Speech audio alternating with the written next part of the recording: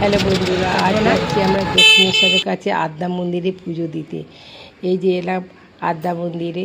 তো মায়ের এই মন্দিরের ভিতরে কাউকে প্রবেশ করতে দেওয়া হয় না। তো আমরা ঠাকুরমশাইয়ের হাতে পুজো দিয়ে এলাম। আর এই যে মন্দির, আমরা দূর থেকে ছবি তুলছি। আর এখন পুজো হয়ে গেছে, আমরা প্রসাদ নিয়ে নামছি নিচে। আর এই দেখতে পাচ্ছেন মন্দির, মন্দিরটা খুব সুন্দর। আর এখানে আশেপাশে আরও অনেক মন্দির আছে। আমরাও একটু ঘোরাঘুরি করছি সব মন্দিরে উঠে। আর এইখানে যে মন্দিরটা দেখতে পাচ্ছেন, এটা মধ্যে শিবলিঙ্গ আছে, এই যে শিব ঠাকুরের মূর্তি।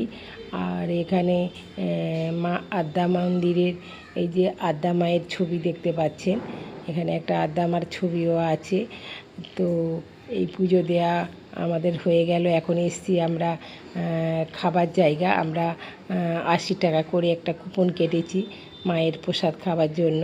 তো এখানে শুনেছি প্রতিদিন 5-6 হাজার লোক খায়। তো প্রচুর লোকের আয়োজন হয় এবং এখানে বেশ খাওয়া দাওয়াটাও খুব ভালো। অনেক কিছুর এখানে রান্না হয়েছিল, মানে আমাদের খুব ভালো লাগলো এখানে প্রসাদ খেয়ে। তারপর আমাদের খাওয়া শেষ হয়ে গেল, আমরা এখন বাড়িতে চলে যাচ্ছি পুজো দিয়ে।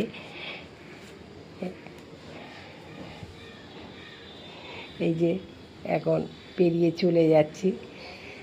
তো ভালো লাগলো এখানে আমাদের এসে।